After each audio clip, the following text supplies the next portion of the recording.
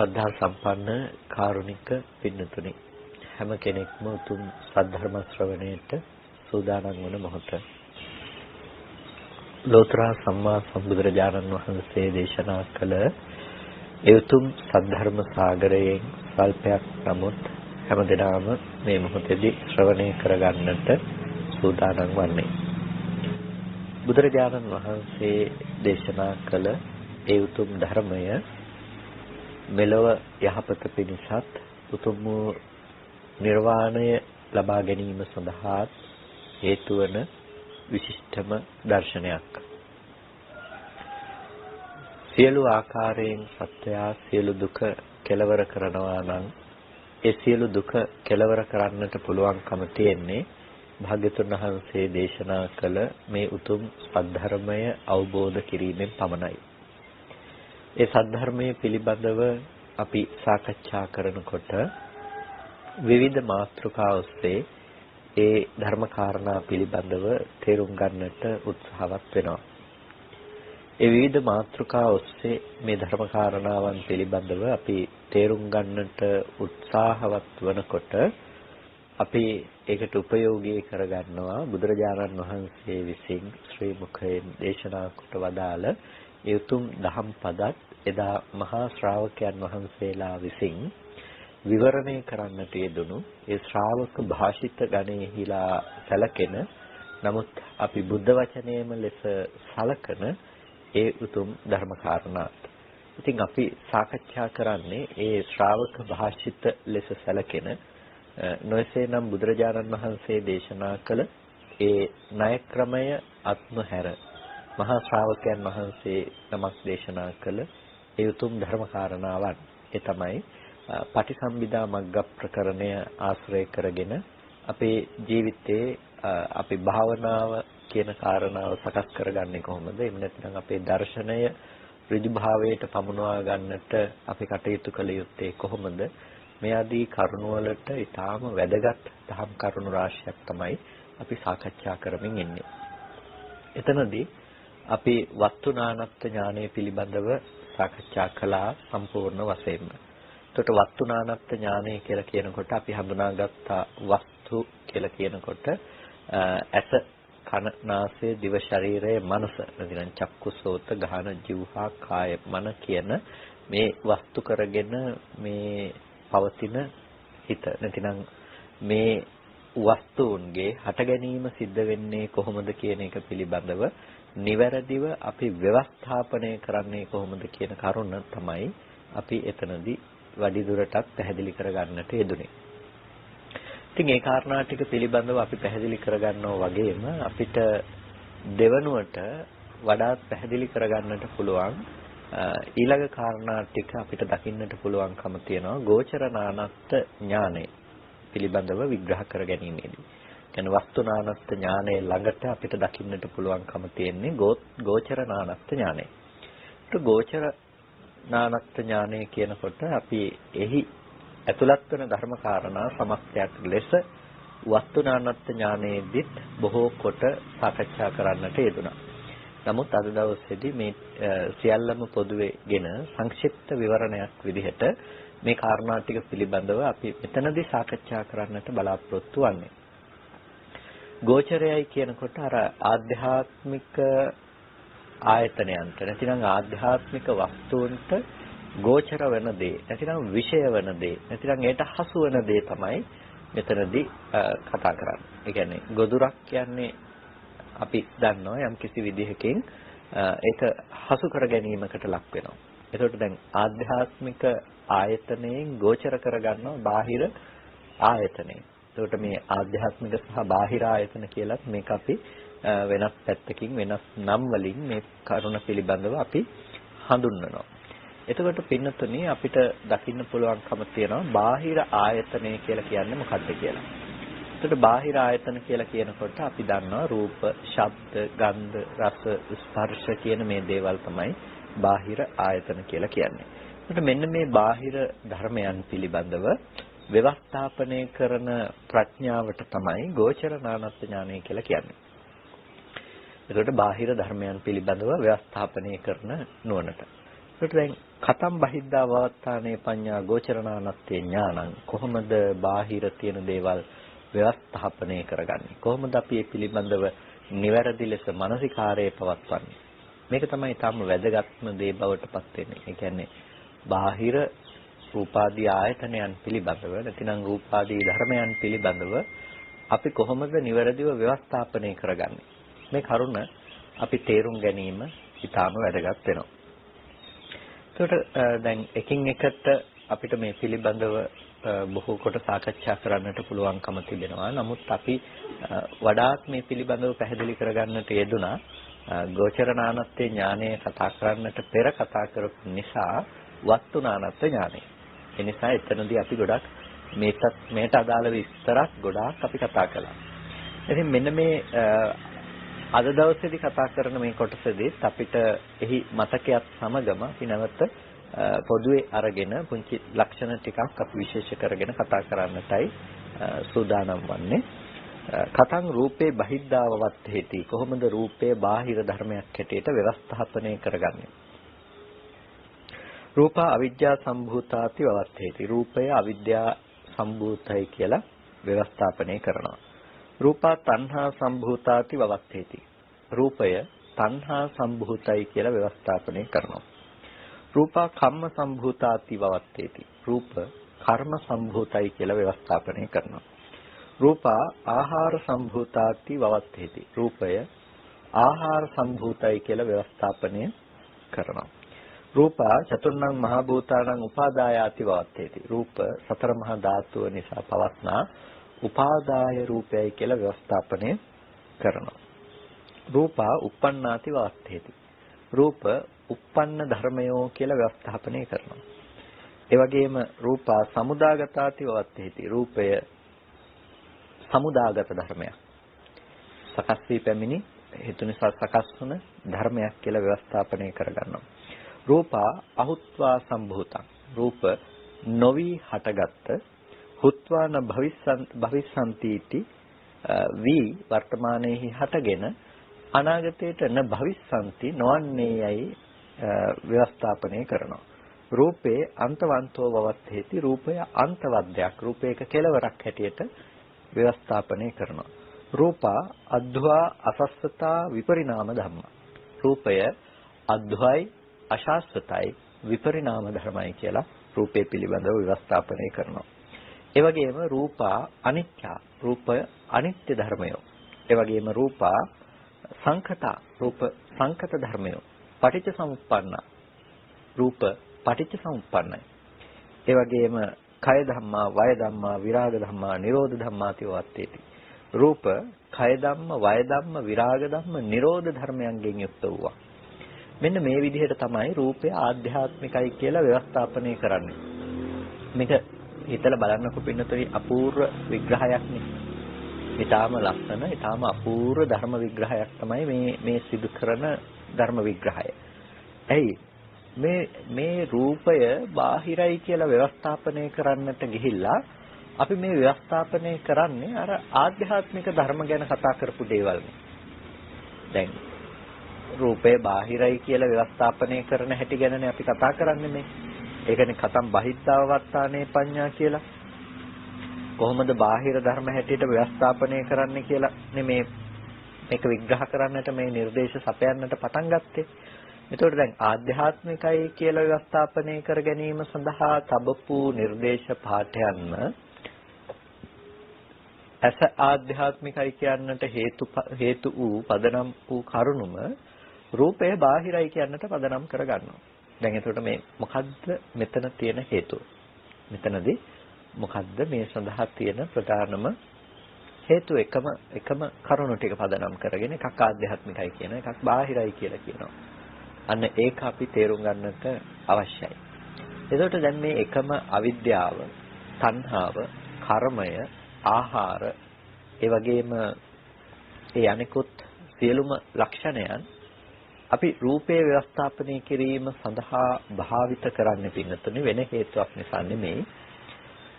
මේ ඇස සහ රූපය අතර සිදුවන එකකින් තොර වෙනස්ව පවතින පැවැත්මක් පනවන්නට බැරිකම.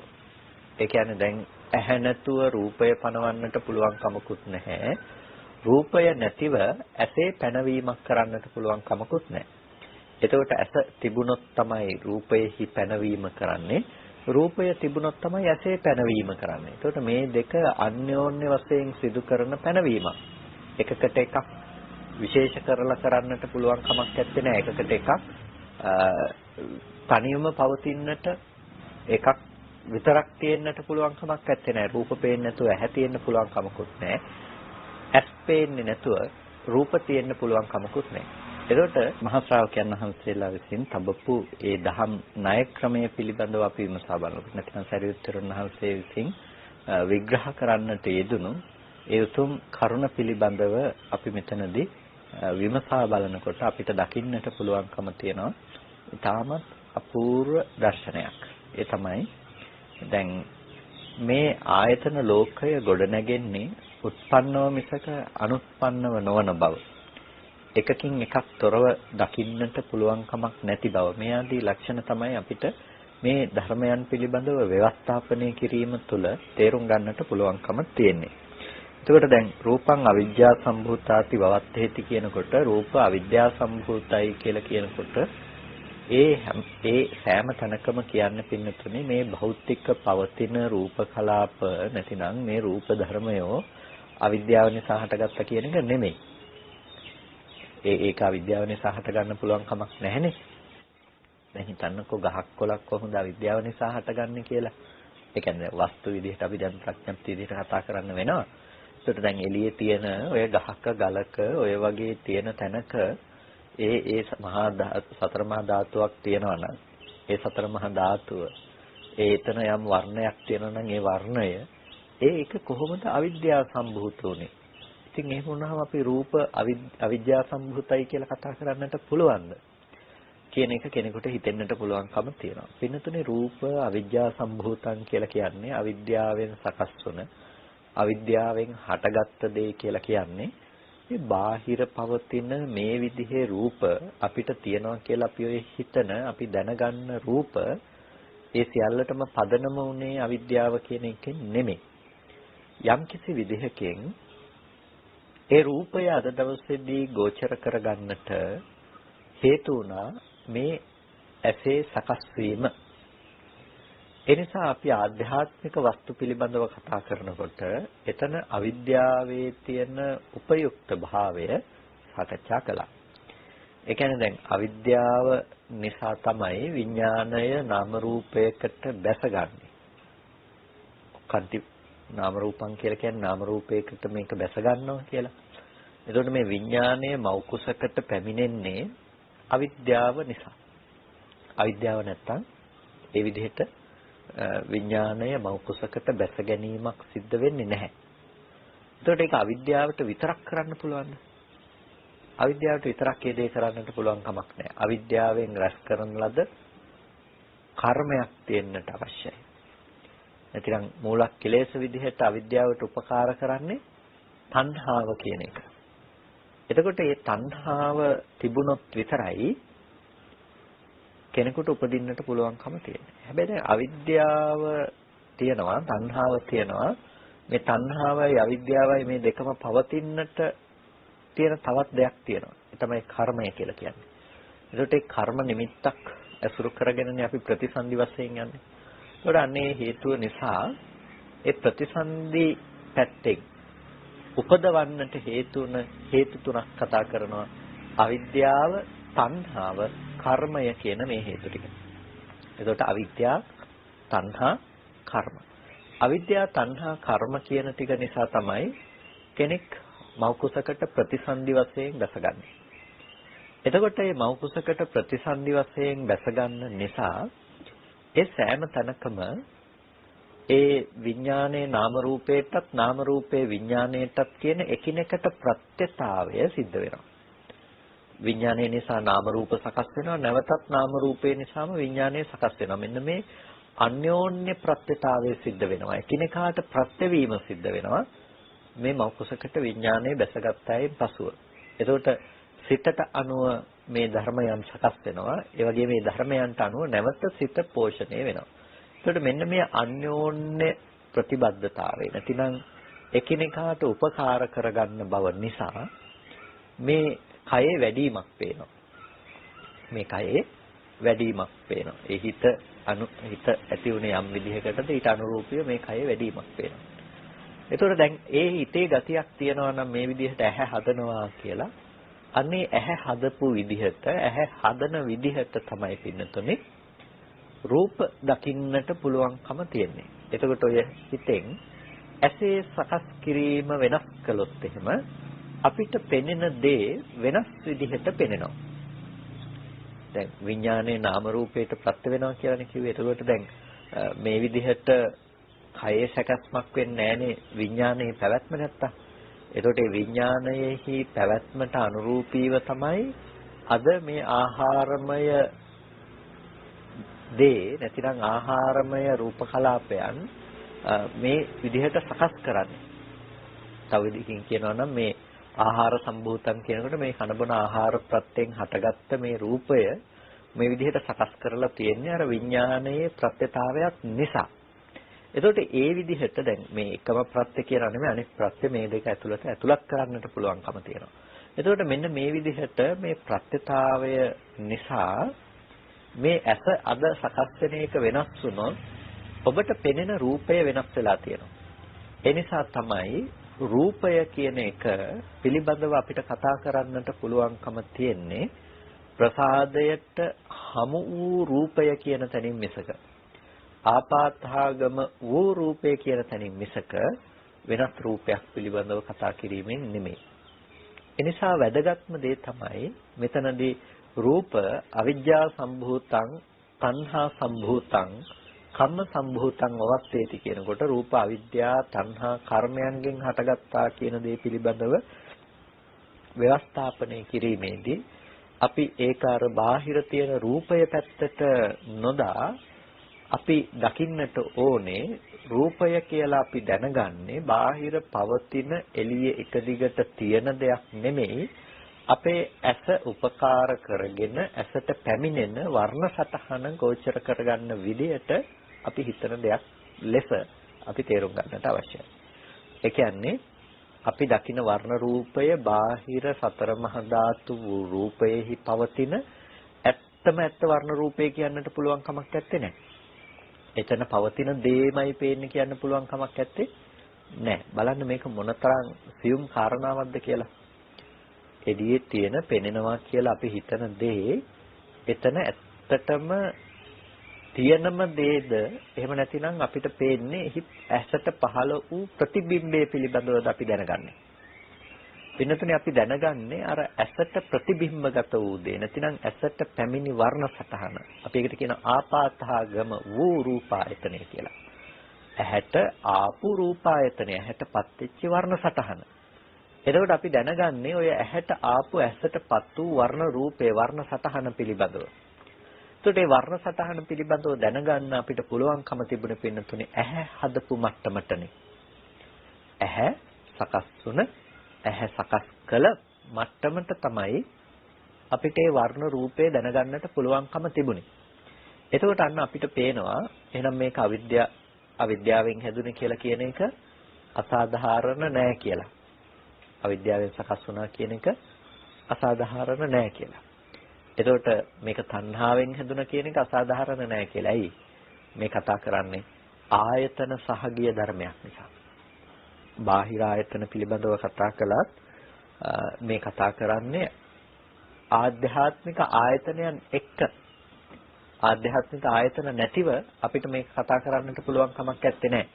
ඒ නිසා ආධ්‍යාත්මික ආයතනයන් ව්‍යවස්ථාපනය කරන ඒ කරුණු ටිකම නැතිනම් ඒ ව්‍යවස්ථාපනය කිරීම සඳහා අපි භාවිත කළ න්‍යායම මේක බාහිරයි කියලා ව්‍යවස්ථාපනය කර ගැනීමට අපි උපකාර කරගන්නේ. එතකොට ඒ තුල ගොඩනගන දේ තමයි පින්නතුනේ අපි ඇහැ පැත්තට තියෙන හේතු ටිකම රූපේ පැත්තට දාලා බලනවා. ඒ කියන්නේ රූපය කියන දේත් අපි සකස් කරගෙන තියෙන්නේ ඇස පෙන්වා දෙන විදිහට මිසක අපිට දකින්න පුළුවන්කම තිබුණේ බාහිර යථාර්ථයක් විදිහට පවතින දේ විදිහටම නෙමෙයි. ඒකයි කෙනකෙනාට ඔය රූපය වෙනස්ව එකම රූපේ පිළිබඳව වෙනස්ව දකින්නට පුළුවන්කම තියෙන්නේ. නැතිනම් ලෝකේ වර්ණන්දතාවය ආදී දේවල් තියෙන්නේ. නැතිනම් තිරසංගත සතුන් මිනිසුන් දෙවියන් ආදී අයට එක එක විදිහට ඒ රූපය පිළිබඳව දකින්නට පුළුවන්කම තියෙන්නේ එකම රූපය බවට පත් නොවි.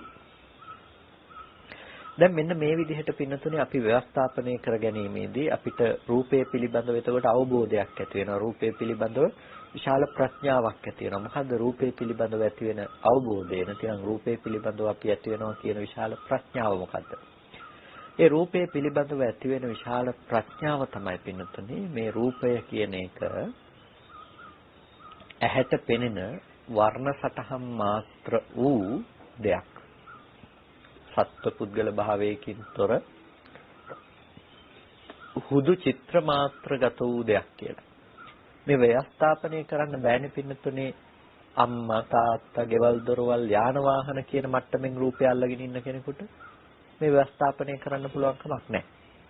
ඒ ව්‍යවස්ථාපනය කරන්නට පුළුවන්කම තියෙන්නේ ඒ විදිහට අල්ලගෙන ඉන්න කෙනෙකුට නෙමෙයි මේ පිළිබඳව යථාර්ථ විදිහට දකින රූපය කියන එක චිත්‍ර මාත්‍රයක් එමත් නැතිනම් වර්ණ සටහන් මාත්‍රයක් කියලා අවබෝධ කරගන්න ඒ මට්ටමින් රූපය කියන දේ හසු කරගත්ත කෙනෙකුට තමයි මේ ව්‍යවස්ථාපනය નિවරදිව කරන්න පුළුවන්කම තියෙන්නේ.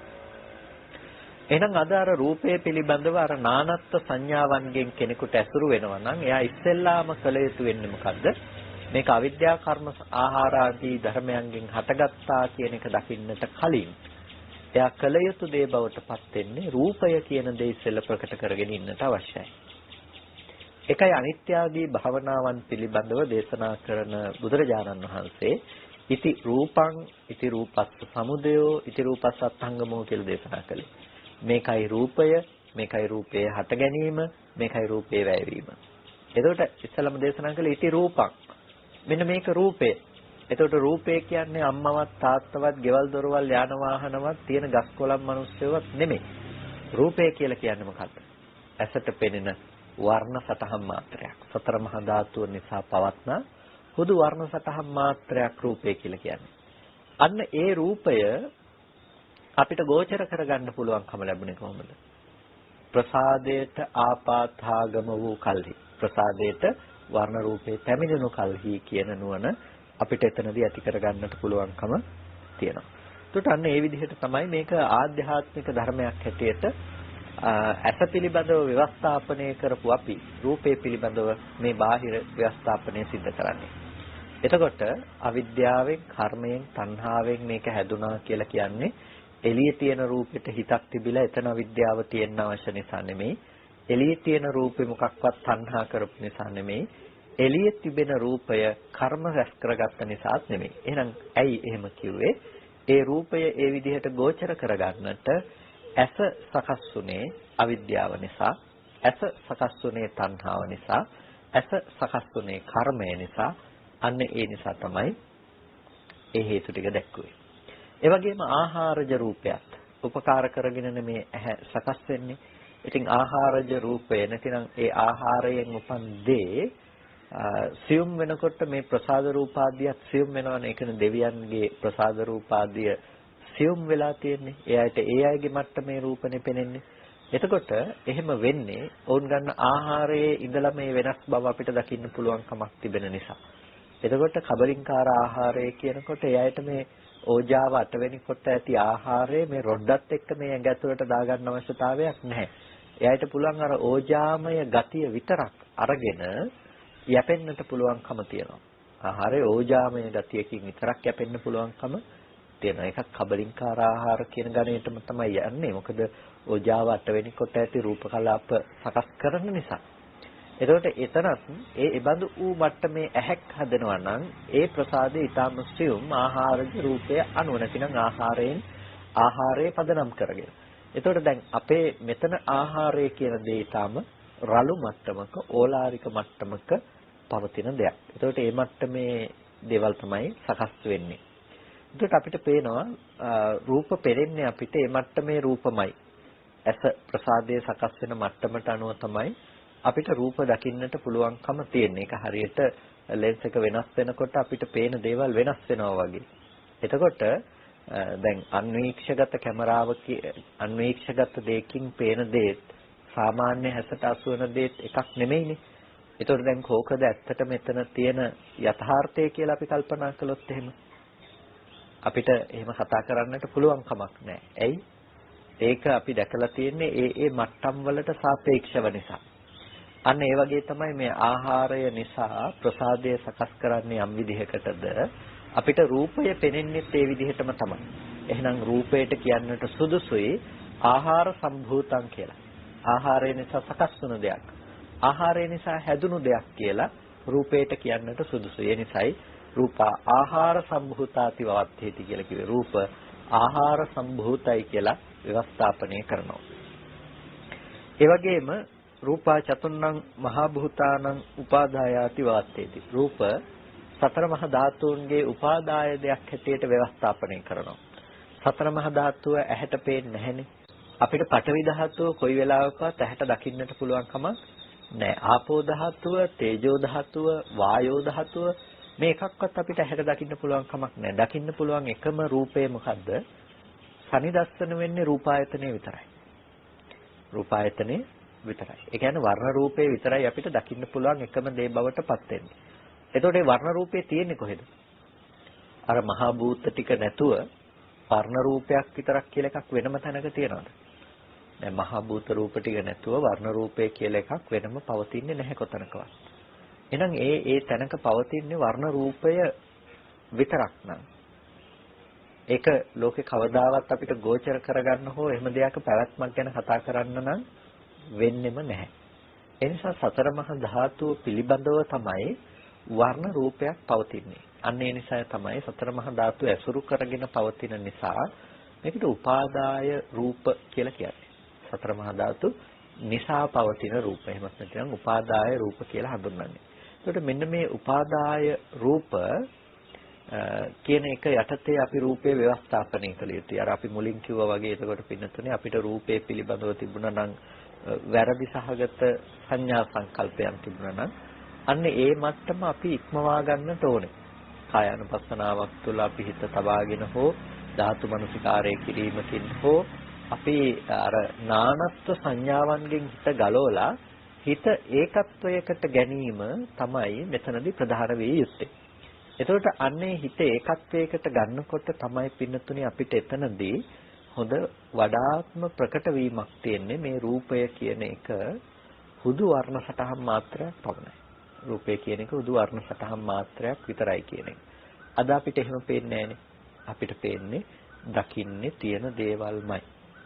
බාහිර තියෙන මේ දේවල්මයි දකින්නේ කියලා.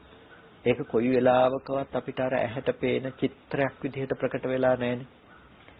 අපි ඒක ඇතුලේ අපි සජීවී ලෝකයක් විදිහට අපි ඒවා නිර්මාණය කරගන්නවා. අපිට යන්නේන මිනිස්සු දකින්න පුළුවන්, කතා කරන මිනිස්සු දකින්න පුළුවන්, යන්නේන වාහන දකින්න පුළුවන්.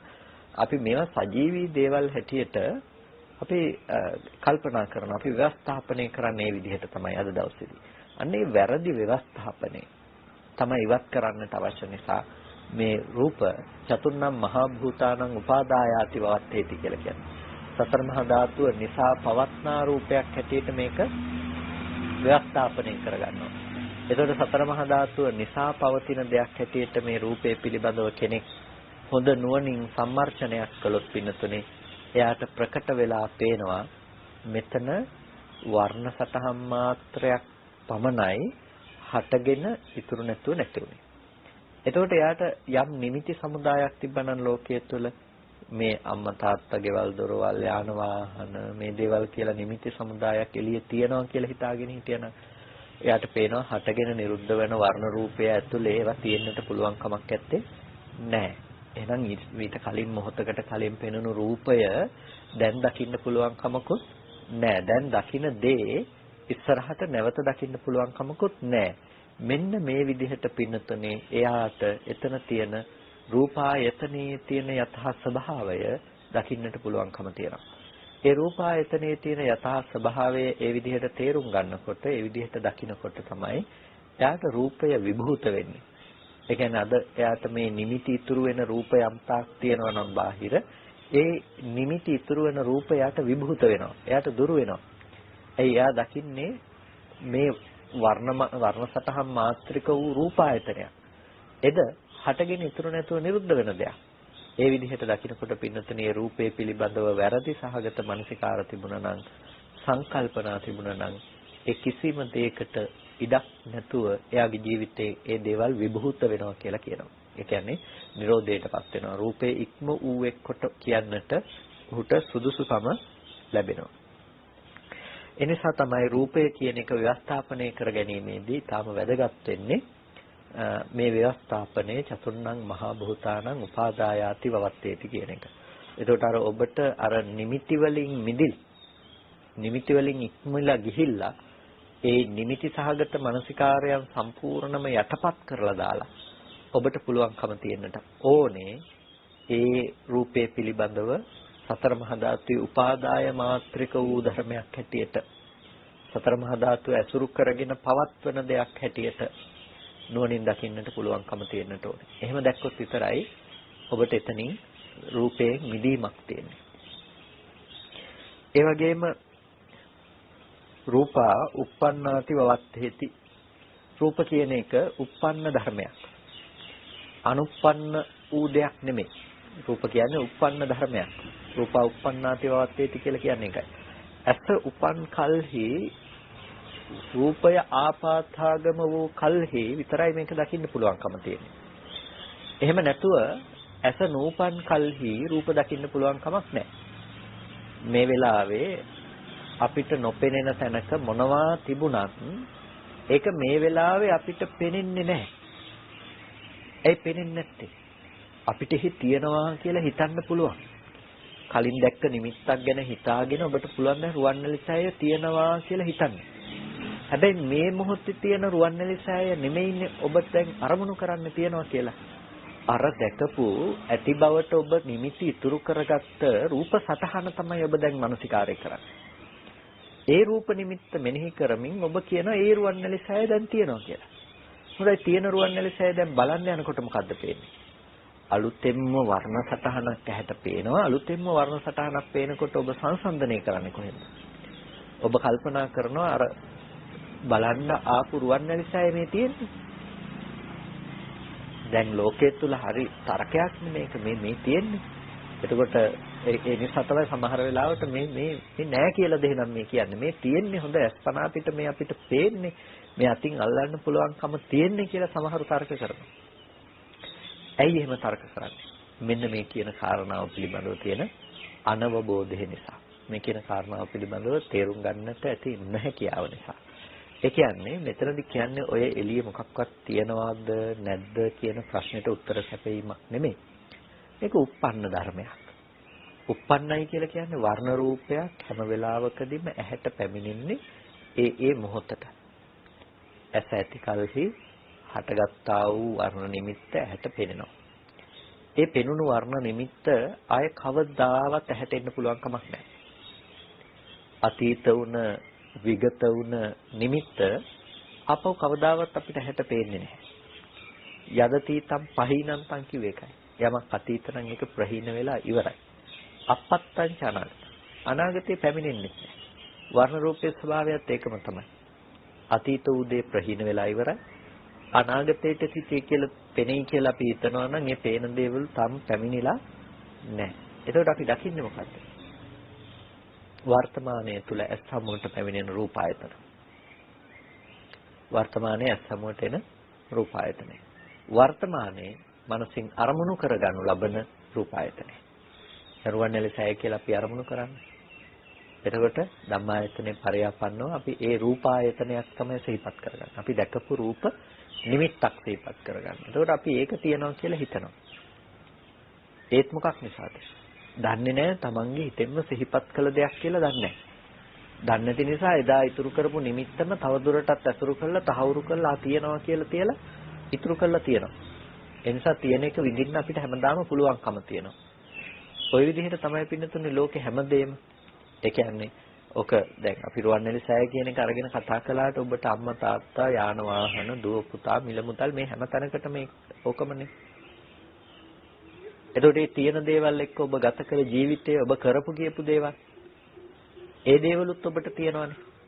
අනුත්පන්නවක් තියෙනවා ඔබට දැන්. ඔබ තණ්හා කරලා තිබ්බනම් ඔබ ආස කරපු දේවල් දැන් තියෙනවා. ඔබ කාට හරි බැනලා තිබ්බනම් බැනපු අය දැන් ඉන්නවා. බැනපු කම ඔබට ඉතුරුයි. ඉතින් මේ දේවල් සිහිපත් කරලා ප්‍රතිසන්දි වශයෙන් යන්න බෑද? ඒ දේවල් සිහිපත් කරලා ප්‍රතිසන්දි වශයෙන් අපිට යන්න බෑද? පින්නතුනේ ප්‍රතිසන්දි වශයෙන් යන්න පුළුවන්. ඒ දේවල් අරමුණු කරලා ඒ දේවල් සිහිපත් කරලා ප්‍රතිසන්දි වශයෙන් යන්න පුළුවන්. ඒක තමයි එතන තියෙන භයානකමකම. අපි මේ දේවල් අරමුණු කරලා නැවත උත්පත්ති ලබන්නට අපි ප්‍රතිසන්දි වශයෙන් ඒ තැනකටපත් වීම එතන තියෙන භයානකම දේ. එනිසා අපි සිඳින්නට ඕනේ යන්න ඒ ප්‍රතිසන්දි පිණිස යන ගතිය ඉවත් කරන්නට ඕනේ. යන්න ඒකට මේ ධර්මයේ uppannam avatteti කියන මේ ව්‍යවස්ථාපනය ඊටාම වැදගත් වෙනවා. ඇයි uppannam avatteti කියලා කියන්නේ? ඒක ඉපදුණු දෙයක් හැටියට ව්‍යවස්ථාපනය කිරීමෙහි වැදගත්කම තමයි අනුප්පන්න සහ අපාතු භූත ධර්ම. නූපන් පහළ නො වූ ධර්ම සහ පහළව විගත වූ ධර්ම. පහළව විගත වූ ධර්ම පිළිබඳව අපිට පැවැත්මක් හම්බ වෙන්නේ.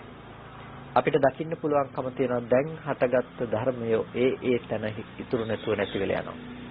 ඒ ණයම තමයි අතීතයට පැමිණෙන්නේ. එතකොට දැන් හටගත්තු දේ ඉතුරු නැතුව නැති වෙලා යනවා නම් ඒක අනාගතයට ඉතුරු වෙලා තියෙන්නට පුළුවන් කමකුත් නැහැ. ඒකත් ඉතුරු නැතුව අතීතයේදී ගත්ත දේම නැති වෙලා ගිහිල්ලා තියෙනවා. අනාගතයට ගන්නවා නම් එද යම් රූපායතනයක්මයි. ඒ රූපායතනයේද ඒ තැනම හටගෙන ඉතුරු නැතුව නැති වෙනවා. එතකොට මෙන්න මේ විදිහට පින්නතුනේ අපිට පුළුවන් මේ පිළිබඳව හොඳ විශ්ලේෂණයක් සිදු කරගන්නට. ඒකයි මේක uppannam avatteti කියලා කිව්වේ. උපන්න ධර්මයක් හැටියට ව්‍යවස්ථාපනය කරගන්න. එතකොට රූපා uppannā avatteti කියනකොට රූප උත්පන්නයි කියලා අපි දකිනකොට උත්පන්න වූ රූපයන් පිළිබඳව අපිට වැරදි දැකීමක් කොතනකවත් හටගන්න විදිහක් නැහැ. උපන්න ධර්ම පිළිබඳව වැරදි දැකීමක් අපිට හටගන්නට පුළුවන්කම නැහැ. ඒ අවබෝධය ඊටම වැදගත් වෙනවා නිර්වාණගාමිනී ප්‍රතිපදාව අපි සකස් කරගන්නකොට. ඒ වගේම රූපා සමුදාගතාති වවත්තේති. රූප කියන එක සමුදාගතයි. රූප සමුදාගතයි. සමුදාගතයි කියලා කියන්නේ මේ ප්‍රත්‍ය සමவாயයෙන් උපන් දේවල්. එහෙම නැතුව මේ ඉබේ හටගත්ත දේවල් නෙමෙයි. රූප ඉබේ හටගෙන ඉබේම තියෙනව නෙමෙයි. මේ අපි කතා කරන්නේ එක පරයයකින් නිසා ඒක අමතක කරන්නට එපා. මොකක්ද මේ පරයය? මේ කතා කරන්නේ ආධ්‍යාත්මික ආයතනයට හේතු වුණ හේතු ටිකත් එක්කමයි මේ කතා කරන්නේ. සමුදාගතයි කියලා කියන්නේ මේ සෑම දෙයක්ම ප්‍රත්‍ය කරගෙන රූපේ ආරම්මණයක් වෙන්නේ නැතිනම් ඒ කියන්නේ රූපය කියන එක ප්‍රත්‍යක් වෙන්නේ නැතිනම් ඒක වර්ධවා ගන්නට එපා. රූපය කියන එක ප්‍රත්‍යක් වෙන්නේ නැත්නම් කියලා කියේ දැන් රූපය කියන දේ අපිට අරමුණු කරන ස්වභාවයකට පත් කරගන්නට බැරි නම් පින්නතුනේ අපිට පුළුවන් කමක් නැත්තේ නැහැ කොයිම වෙලාවකවත් ඒ රූපේ දැනගන්නට. ඒ නිසා රූපය කියන ධර්මයේ පිළිබඳව අපි තේරුම් ගන්නට අවශ්‍යයි මේ රූපායතනය කියන එක සෑම මොහොතකදීම සමුදාගත ධර්මයක්. ඒ කියන්නේ හේතු නිසා සකස් වෙන ධර්මයක්. ඒක එක තැනකින් විතරක් පනවන්න පුළුවන් කමක් නැහැ. ඒක සිතෙන් අරමුණු කරන නිසායි පෙනෙන්නේ. චක්කු විඥාණය ඒ රූපය අරමුණු කරගෙන පවතින නිසා ඒක දකින්න පුළුවන්කම තියෙන. නැත්නම් ඒක දකින්න පුළුවන්කම නැහැ. ඒ වගේම ඇස රූප මේ දෙක එකතුව නිසායි මේක පෙනෙන්නේ. එතකොට අපිට මේ පිළිබඳව තියෙන නුවණක් මේක මේ ඉබේ දැන් අපිට නොපෙනෙන තැන්වලත් රූප තියෙනවා කියලා ඇති වෙනවා නම් වැරදි දැකීමක්. ඒ වැරදි දැකීම අපිට දුරු කරගන්න පුළුවන්කම තියෙනවා. දැන් ඒක වැරදි දැකීමක් කිව්වා කියලා කියන්නේ එහෙනම් එළියේ රූප නොපෙනෙන තැන්වල නැහැ කියලා හිතන්න එපා. මේක ගන්නෙම ඒ වැරදි කෝණයෙන්නේ. දැන් සමුදාගතයි කියනකොට මේක දැන් එළියේ අපි බාහිර අපි නොදන්න නොපෙනෙන තැන්වලත් මේ රූප තියෙනවා කියලා අපි හිතනකොට අපි මේක ගැන කතා කරනකොට නෑ එහෙම නෙමෙයි මේක සමුදාගතයි මේක මේ එකතු වීමත් එක්ක නැතිනම් මේ තුන්දෙනෙකුගේ එකතුව නිසා පෙනීම කියන දේ හටගන්න කියලා කියනකොට එහෙම නැතුව පණවන්න පුළුවන් කමක් නැහැ කියනකොට කියනවා එහෙනම් එළිය නැහැ කියලා රූප නැහැ කියලා කියන්නේ. ඉන්නතුනේ මේ රූප තියනවද නැද්ද කියලා තර්ක කරන කතාවක් ගැන නෙමෙයි මේ කතා කරන්නේ. අපිට පෙනෙන තැනක තියෙන්නේ මෙන්න මේ වගේ ධර්මයක්. පෙනෙන තැනක තියෙන මේ වගේ ධර්මයක්. එතකොට අපිට පෙනෙන්නේ නැති තැනක් ගැන අපිට පරිකල්පන ගොඩන ගන්න පුළුවන්. හැබැයි ඒක හිතෙන් අරමුණු කරන ලද වෙනස් අරමුණක් විතරයි. ඒක එළියේ දකින රූපායතනේ නෙමෙයි. ඇතයි කියලා අපි හිතනවා නම් බාහිර අර රූපාදී නිමිති අනුසාරයෙන් අපි ඇති කරගත්ත දෙයක් විතරයි. ඒ නිසා අපිට මේ දේවල් කතා කරනකොට අපි ඒක නිවැරදිව තේරුම් ගන්නට අවශ්‍යයි. ඇත්තටම මේක ඇතුළත සිදුවන સિદ્ધාන්තය කුමක්ද කියන එක. ඒක තේරුම් ගත්තොත් විතරයි අපිට පුළුවන්කම තියෙන්නේ හරියටම බුදුරජාණන් වහන්සේ දේශනා කළ ඒ දර්ශනයත් එක්ක අපේ මේ නිවන් ප්‍රතිපදාව නිවැරදිව ගොඩනගා ගන්නට. එහෙම නැති වුණොත් අපි ධර්මය කියලා බොහොම වියවුල් සහගත තත්වයකටපත් වෙනවා. මොකද මේ න්‍යාය හරියට තේරුම් නොගැනීම මත.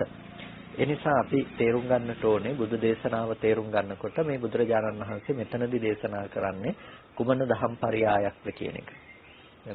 මේක බුදුරජාණන් වහන්සේ දේශනා කළා කියලා අපි කියන්නේ මේ බුදුරජාණන් වහන්සේගේ භාෂිතය ශ්‍රාවක භාෂිතයක් වුණත් බුද්ධ භාෂිතය ලෙස සලකා බලලා. ඒ කියන්නේ බුදුරජාණන් වහන්සේ විසින් මේ භාෂිතය අනුමත කරන ලද්දක්සේ සලකලා තමයි අපි බුද්ධ භාෂිතයමයි කියලා මේකට කියන්නේ. එතකොට මෙන්න මේ විදිහට රූප කියන එක අපි ව්‍යවස්ථාපනය කරගන්නවා සමුදාගත ධර්මයක්. රූප සමුදාගතයි. ඒ වගේම රූප අහුත්වා සම්භූතා.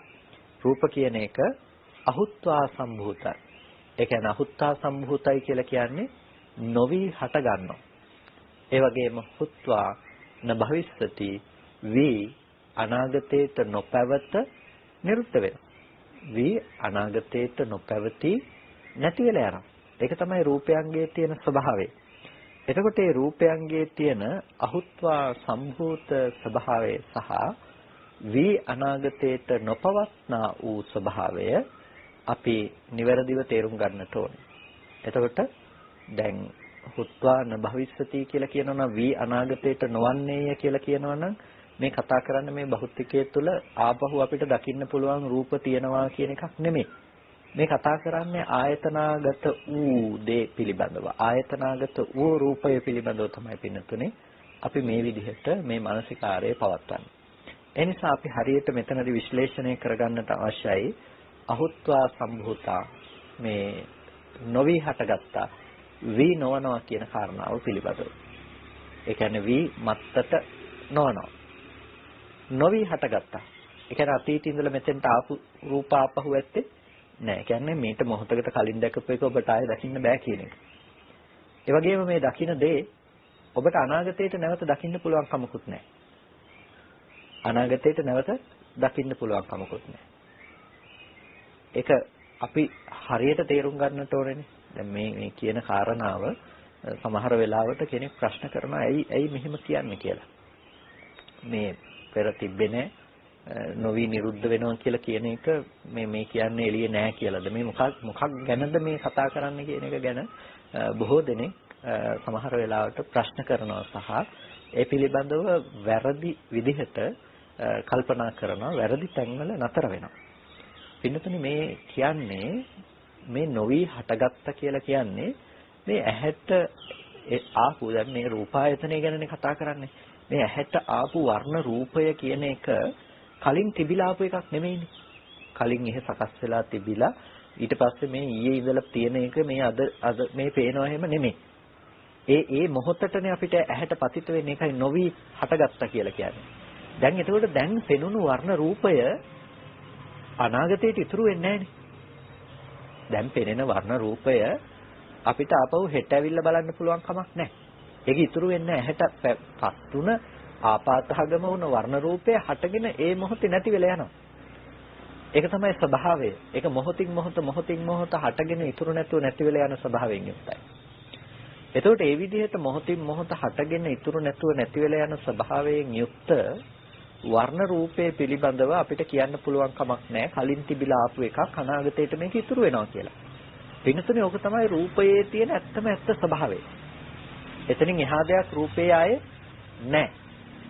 එතනින් එහාට මේ අම්මා තාත්තා මේ ගෙවල් දොරවල් වශයෙන් අපිට විඳින්න පුළුවන් කමක් මේ රූපේ තියෙනවා කියලා එහෙම ස්වභාවයක් අපිට ඇති කරගන්නට පුළුවන් කමක් නැත්තේ නෑ. අපිට දකින්න පුළුවන්කම තියෙනවා මේ රූපය ඒ විදිහට හටගෙන ඉතුරු නැතුව නැති වෙන දෙයක් හැටියට මේ ව්‍යවස්ථාපනය තුලින්. එතකොට අර රූපේ පිළිබඳව අපිට තිබුණා නම් වැරදි සහගත සංඥා මානසිකාරය.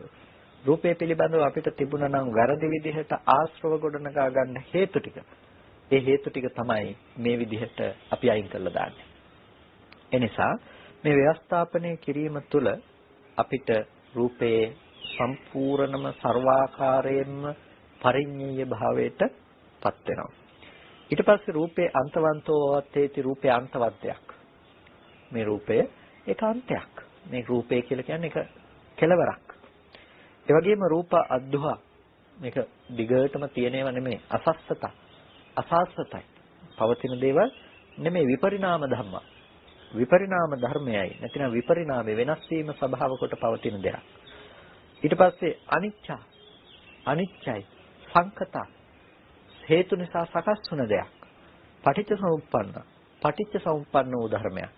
මේක අවිද්‍යාව ප්‍රත්‍යයෙන් හටගෙන දුක ඇති කරලා නතර වෙන තැනකින් කතා කරන්නට පුළුවන් સિદ્ધාන්තයක්. කය ධම්මා වය ධම්මා ක්ෂය වීම ස්වභාව කොට පවතිනවා. වය ධම්මා මේක වැය ස්වභාව කොට පවතිනවා. එතකොට විරාග ධම්මා නිරෝධ ධම්මා විරාගයේ ස්වභාව කොට නිරෝධයේ ස්වභාව කොට පවතින ධර්මයක්. මෙන්න මේ විදිහට ඇහැ පිළිබඳව ව්‍යවස්ථාපනය කළා වගේම රූපේ පිළිබඳව ව්‍යවස්ථාපනය කරන්නට හේතු ටික පෙන්නනවා. ඒක තමයි බාහිර ආයතනයේ ව්‍යවස්ථාපනය කර ගැනීමේ ස්වභාවයේ බවට පත් වෙන්නේ. එතකොට රූපේ අනිච්චතෝ වවත්තේති රූපය අනිත්‍ය හැටියට ව්‍යවස්ථාපනය කරනවා නොනිච්චතෝ නිට්ටය වශයෙන් නොවේ. රූපය අනිත්‍ය වශයෙන් ව්‍යවස්ථාපනය කරනවා නිට්ටය වශයෙන් ව්‍යවස්ථාපනය නොකොට. දුක්ඛතෝ වවත්තේති නෝ සුඛතෝ රූපේ දුක් වශයෙන් ව්‍යවස්ථාපනය කරනවා සැප වශයෙන් ව්‍යවස්ථාපනය කරන්නේ නැතිව. අනත්තතෝ වවත්තේති නෝ අත්තතෝ අනාත්ම වශයෙන් ව්‍යවස්ථාපනය කරනවා ආත්ම වශයෙන් ව්‍යවස්ථාපනය නොකොට. එතකොට නිබ්බින්දති නෝ නන්දති නිබ්බිදාවටපත් වෙනවා. එතන නන්දියටපත් වෙන්නේ නැහැ. විරජ්‍යති නෝ රජ්‍යති විරජ්‍යයටපත් වෙනවා විරාගයටපත් වෙනවා. එතන ඇලීමටපත් වන්නේ නැහැ. නොඇලීමටපත් වෙනවා. නිරෝධේති නිරෝධය සාක්ෂාත් කරනවා. නෝ සමුදේති නැවත එතන නිමිති අනුනිමිති වශයෙන් එතන හදා ගන්නට පුළුවන් නිමිති ඉතුරු කිරීමකින් තොරව. ඒ වගේම පටිනිස්සජ්ජති නෝ ආදීයති ගන්නෙ නෑ. තබනවා නැතිනම් දුරු කරනවා. ඒකට මෙන්න මේ විදිහට අනිච්චතෝ වවත්තෙන්තෝ නිච්ච සංඥාම් පජහති අර ඇස පිළිබඳව කතා කළා වගේම එයා නිත්‍ය සංඥාව දුරු කරන්නෙක් බවට පත් වෙනවා. අනිත්‍ය වශයෙන් ස්ථාපනය කරනකොට එයා නිත්‍ය සංඥාව දුරු කරන්නෙක් බවට පත් වෙනවා.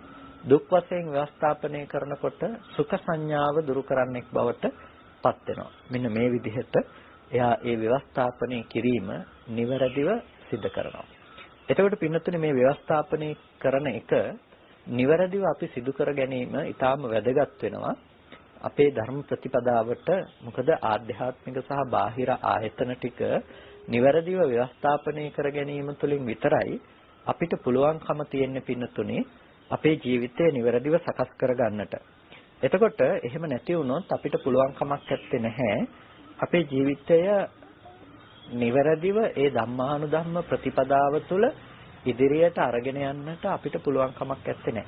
ඒ නිසා අපි හරියටම කල්පනා කරලා බලන්නට අවශ්‍යයි අපේ ජීවිතේ කොහොමද මේ ඔස්සේ නිවැරදි මාවතකට අපි ප්‍රවිෂ්ඨ කරගෙන නිවැරදිව මේක අරගෙන යන්නේ කියලා. එතකොට මේ අපි කතා කළේ අද දවසේදී රූපය පිළිබඳව. දැන් අපි සද්දේ පිළිබඳව අපි ගිහිල්ලා බැලුවත් කතං සද්දේ බහිද්ධා වවත්තේති. සද්දේ කියන එක බාහිර දෙයක් හැටියට ව්‍යවස්ථාපනය කරගන්නේ කොහොමද කියලා. සද්දා චතුර්ණං මහා භූතානං උපාදායාති වවත්තේති. සද්දේ කියන එක සතර මහා ධාතුව නිසා පවතින රූපයක් හැටියට ව්‍යවස්ථාපනය කරනවා. සද්දා uppannāti වවත්තේති. සද්ද උපන්නා වූ දෙයක් හැටියට ව්‍යවස්ථාපනය කරනවා. එතකොට සද්දා සමුදාගතාති වවත්තේති. සද්ද සමුදාගත දෙයක් හැටියට ව්‍යවස්ථාපනය කරනවා. දැන් පුංචි වෙනසක් අපිට දකින්න පුළුවන්කම තියෙන. ඒ සද්දේට කිව්වේ නෑ අවිද්‍යාවෙන් හටගත්තා කියලා. සද්දේට කිව්වේ නෑ තණ්හාවෙන් හටගත්තා කියලා. සද්දේට කිව්වේ නෑ කර්මයෙන් හටගත්තා කියලා. දැන් ඒක රූපයට කිව්වේ හැබැයි සද්දෙට කිව්වේ නැහැ. එතකොට ඇයි මේ විදිහට කිව්වේ නැත්තේ? එතකොට මේ නොකියපු හේතුව පිළිබඳව අපි නුවණින් දකින්නට අවශ්‍යයි. දැන් මේක විශේෂ තැනක් මේක දකින්නට පුළුවන්කම තියනවා චත්තසංගායනා ත්‍රිපිටකයේ අවිජ්ජා සම්භූතං, තණ්හා සම්භූතං, කම්ම සම්භූතං කියන කොටස සද්ද රූපයට දකින්න පුළුවන්කම තියෙනවා. ඒ වගේම ඇතැම් පොත්වල ලංකාවේ තියෙන පුස්කොළ පොත්වල දකින්න පුළුවන්කම තියෙනවා. සියම් ත්‍රිපිටකයේ දකින්නට පුළුවන්කම තියෙනවා. PTS පොත්වලත් ඉංග්‍රීසි මුද්‍රණය තුලත් මේ කියන කරුණ දකින්නට පුළුවන්කම තියෙනවා. එතකොට මේ පිළිබඳව සද්දේ පිළිබඳව අපි ටිකක් වෙනස්ව කතා කරනවා. අනිත් ඒවලට වඩා වෙනස් කොට. ඒකට හේතුව තමයි මේක උතු චිත්ත සමුත්ථානත්තා. මේකට අර සද්දේ කම්ම සමුත්ථානයි කියලා අර බාහිර ගැටීමක් කියන තැන නිසා උපදින බාහිර සතර මහා ධාතු ඇති වෙන ගැටීමක් නිසා ඇතිවන දෙයක් නේ සද්ද රූපය කියලා කියන්නේ. අන්න ඒ හේතුව නිසා ආදී මේ කාරණා ටික පිළිබඳව යම්කිසි මත බෙහෙදාත්මක තත්වයක් තියෙනවා. එතකොට ඒ නිසා මේක අට්ඨකතායපි අවිජ්ජා සම්භූතාදී චතුර්ණං නවුත්තං. එතකොට අට්ඨකතාය වන්න ආදීෙහිදීත් මේ අවිද්‍යා සම්භූතං ආදී කරුණු ටික කියන්නේ නැහැ කියලා කියනවා. නමුත් මෙතනදී අපේ පුද්ගලික අදහසකුත් මතක් කළොත් මේකේ අර්ථය පිළිබඳව ගන්නට පුළුවන්කම තියෙනවා. මොකද මේක ඇතැම් පුස්කොළ පොත්වල චත්තසංගායනා ත්‍රිපිටකය තුලත් ඒ වගේම PTS පරිවර්තනය සඳහා පාදක කරගෙන තියෙන්නේ ඒ පුස්කොළ පොත්මයි. අපේ රටින් ගෙනිච්ච පුස්කොළ පොත් සහ බුරුම පුස්කොළ පොත් සහ තවත් බොහෝ මූලාශ්‍ර භාවිත කරලා තියෙනවා. එතකොට අපිට දකින්න පුළුවන්කම තියෙනවා. ඒවලත් මේ පෙළ දකින්න පුළුවන්කම තියෙන බව. එතකොට මේ සද්ද රූපේ දැන් ඇහැ පිළිබඳව අපි කතා කරපු හේතු ටිකම රූපේට කතා කළේ අපි මුලින් ඉඳලා කතා කරගෙන ආපු පරයයකට. ඒ තමයි එළියේ තියෙන රූපය අවිද්‍යාවෙන් හැදුණා කියලා නෙමෙයි මේ කියන්නේ. මේ ගහක් කියන තැන තියෙන පඨවි ආපෝ තේජෝ වායෝ වර්ණ ගන්ධ රස ඕජා කියන ටික අපි රළු විදිහටම කතා කළොත් අන්න ඒක සම්පූර්ණම අවිද්‍යා තණ්හා කර්මයන්ගෙන් හැදුණා කියන එක නෙමෙයි අවිද්‍යා සම්භූතං කියන එකෙන් කියන්නේ. ඒ ගෝචර කරගන්න පුළුවන් විදිහට ප්‍රසාදයේ සකස් වීම පැත්තෙන්. පිනතුනේ මේ පරයයම අපි සෝත ප්‍රසාදයට දානකොට සෝත ප්‍රසාදයේ අවිද්‍යා සම්භූතං තණ්හා සම්භූතං කම්ම සම්භූතං නම් ඒ සම්භූත වූ විදිහටමනේ ශබ්ද රූපය කනට පතිත වෙන්නේ. සෝතේ සකස් වන විදිහටනේ අපිට ඇහෙන්නේ. ඒකනේ අපිට ඇහෙන්නේ නැති ශබ්ද තව අයට අහන්න පුළුවන්කම තියෙන්නේ. දැන් දෙවියෝ කතා කරනවා අපිට ඇහෙන්නේ නැහනේ. එතකොට එතන සෝත ප්‍රසාදේ වෙනස්. එතකොට එතන කර්මය අනුව එයා ලබාගත්තේ රූපේ වෙනස් වෙලා. එතකොට එහෙනම් ඒ ශබ්දේ දැනගන්න එකටත් අවිද්‍යා තණ්හා කර්ම ටික බලපාලා තියෙනවානේ. බලපාලා තියෙන ශබ්දය ඇති කරන්න නෙමෙයි ප්‍රසාදය සකස් කරගන්න. අපි රූපය ගැන කතා කළේ ඒ පරයයෙන්ම නම් අර අනික් පොත්වල ඒ පරයය දක්වලා තියෙන එක සාධාරණයි කියා පෙනෙනවා. ඒ කියන්නේ අනිත් පුස්කොළ පොත්වල සහ ත්‍රිපිටකයේහි ඒ කරුණ ඇතුළත් තිබීම සාධාරණයි කියන එක දකින්නට පුළුවන්කම තියෙනවා. ඉතින් මම හිතනවා ඒ කාරණාව වඩාත් පැහැදිලි ඇති කියලා. මේ විදිහට අපිට පුළුවන් ආයතන ධර්ම පිළිබඳව පින්නතුනි නිවැරදි මනා ව්‍යවස්ථාපනයක් කරන්නට. ඒ ව්‍යවස්ථාපනය තුළ තමයි ඔබට පුළුවන්කම තියෙන්නේ නිවැරදිව දහම් කරුණු පිළිබඳව අවබෝධයක් ඇති කරගන්නට. ඒ වගේම අපේ විපස්සනාව අපි කොහොමද මේ ධර්මයන් පිළිබඳ නුවණින් සම්මර්ෂණය කරන්නේ කියන එක පිළිබඳව අපිට කතා කරන්න තියෙන ওই ටික ඔස්සේ. ඔය තැනට එන්න ඔය කරුණු පදනම් කරගෙන තමයි පින්නතුනි අපේ විපස්සනාව නැතිනම් විදර්ශනා භාවනාව කියන එක අපි සකස් කරගන්න අවශ්‍ය වෙන්නේ. ඒ නිසා මෙන්න මේ කරුණු ටික ඔබේ ජීවිතෙන් අතහැරෙන්නට නොදී කොහොම හරි එකතු කරගන්න. කොහොම හරි ජීවිතේ මේ කරුණු ටික අල්ලගෙන ඉදිරියට යන්න. අපිට පුළුවන්කම තියනවා නිවීම කියන දේ අදම ලබා ගන්නට නිවීම කියන දේ මේ ජීවිතයේ තුලදීම අපිට ප්‍රතිවේද කරන්නට පුළුවන්කම තියෙනවා. හොඳයි කල්පනා කරගන්න අද දවසේදීත් උතුම් සද්ධර්ම ශ්‍රවණය කරලා යෝනිසෝ මනසිකාරාදී පවත්තලා වටිනා කුසලයක් සිදු කරගන්නට යෙදුනේ මේ සිදු කරගත්ත සියලුම කුසල ධර්මයන් අපි අනුමෝදන් කළ යුතු අයට අනුමෝදන් කරනවා. පළමුවෙන් අපට අර්ථයෙන් ධර්මයෙන් අනුශාසනා කළ අපේ ධර්මාචාර්ය අවසරයි මාංකඩවල සුදස්සන ස්වාමීන් වහන්සේට, අවසරයි මාංකඩවල නන්දරතන ස්වාමීන් වහන්සේටත් ස්වාමීන් වහන්සේලා දෙනමතම මේ උතුම් පින් අපි කුසලයේ අනුමෝදන් කරනවා. ස්වාමීන් වහන්සේලා දෙනමතම උතුම් නිවනින් සැනසීම පිණිස මේ කුසලය හේතු පාරමිතාවක්ම වේවා කියලා සාදු කියලා පින් අනුමෝදන් කරනවා. ඒ වගේම සියලු දෙවියන්ටත් මේ පින් අනුමෝදන් කරනවා. දෙවියෝ මේ පින් සතුටින් සාදුනාදෙන් අනුමෝදන් වනු ලබත්වා. දෙවියන්ටත් උතුම් නිවනින් සැනසෙන්නටම මේ කුසලය හේතු පාරමිතාවක්ම වේවා කියලා සාදු කියලා මේ පින් අනුමෝදන් කරමු.